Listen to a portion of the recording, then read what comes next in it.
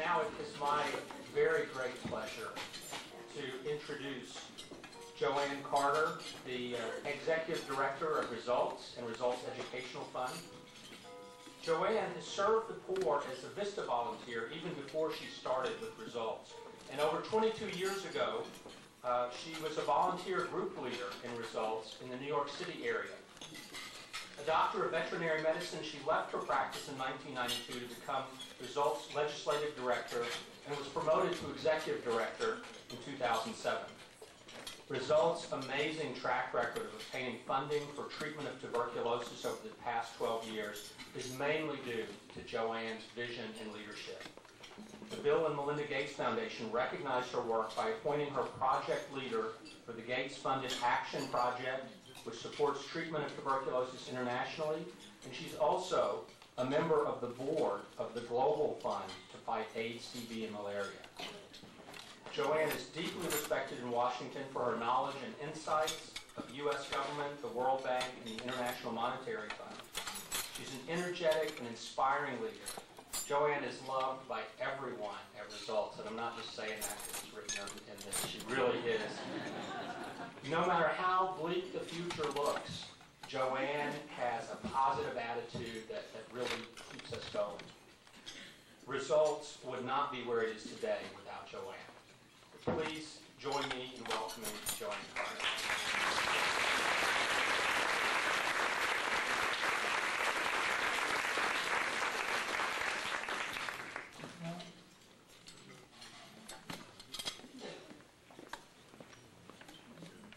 Thanks, Michael, for that very kind introduction. And just good evening, and it's a real honor to be with all of you tonight. Marianne Williamson, it's such a gift to have you as the keynote for tonight's event, especially back on your home turf in Houston. It's great. You're a visionary, and Results is incredibly fortunate to have you as a board member, advisor, and supporter. This year's Seeds of Hope honoree, Brandon, where are you? Yeah, great. It's great to have you. I'm going to bring you up in a minute, and you're such an inspiration. And it's also really lovely to have a prior recipient of our Seeds of Hope Award, Dr. Bob Sanborn from Children at Risk. Great to have you here tonight as well. Thank you. And I don't often have the chance in person, not often enough. So I also want to take a moment to deeply thank those of you who have been generous donors to Results and Results Educational Fund. We're so enormously grateful. It's really a testament to your commitment to the children and families of the world and of this nation.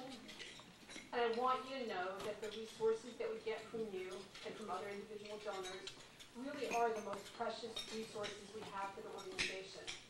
It's the resources that allow us to be flexible in our campaign work, and also your support allows us to leverage funding from other foundations and other institutions that are frankly hugely impressed by the kind of donor support that we have.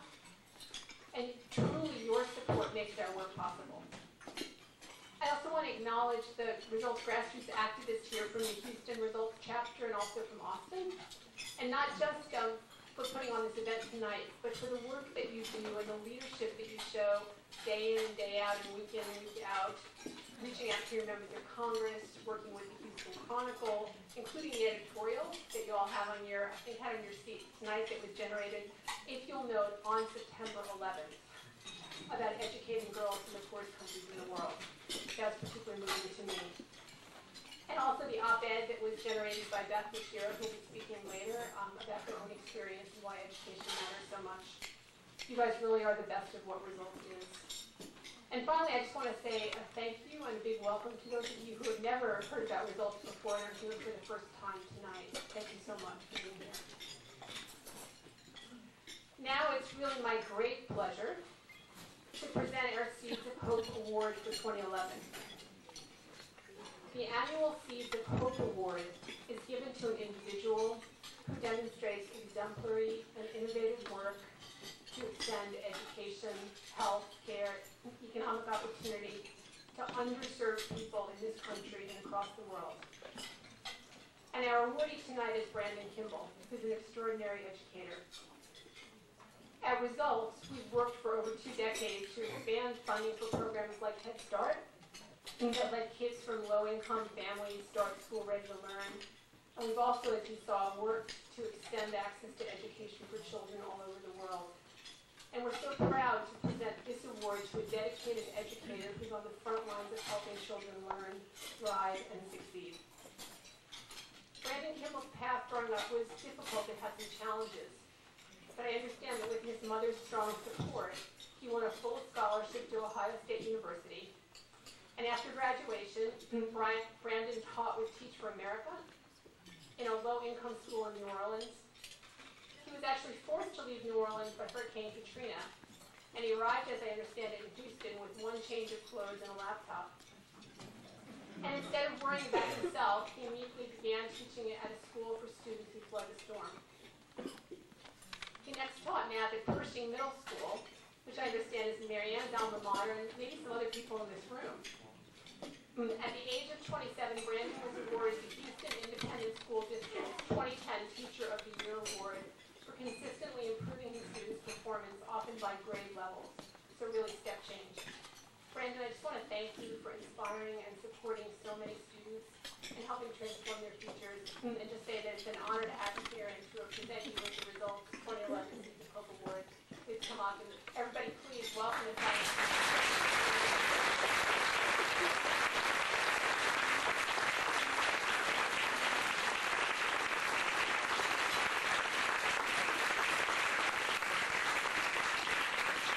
Thank you so much, Joanne. Thank you, Results, for such an amazing honor. I'm going to share a story with you guys about a student of mine named Denisha. During my first year of teaching, right after evacuating to Houston from New Orleans because of Hurricane Katrina, I had the pleasure of teaching a student named Denisha Bell. She was an 8th grade student in my reading class. Denisha was a student who gave teachers the blues. Like, she definitely challenged us, but she was challenging us because she had lost everything. And the last thing that she wanted to do was learn about reading and how to analyze plots. That was not her mind. After individually testing students using DRA assessments and reading inventories, I figured out why she was acting out. She was an 8th grade student on the 4th grade reading level. So I had a lot of work to do as her 8th grade teacher. After creating a system for meeting with students one-on-one on a daily basis, I worked with her, and that's when I noticed a lot of growth in Denisha. By the end of the year, she made 2.5 years of growth in reading. She went on to high school and continued making significant gains. Now she's a sophomore at LSU University, Louisiana State University, and she's doing very, very big things. So that's just one example of how education can really change your life.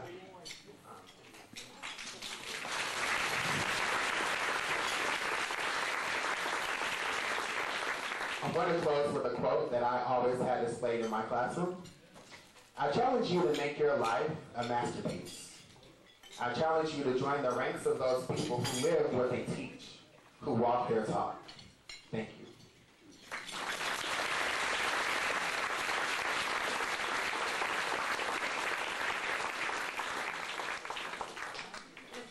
present Brandon with the Seeds of Hope Award. Just don't tip it too much or the globe will come rolling out.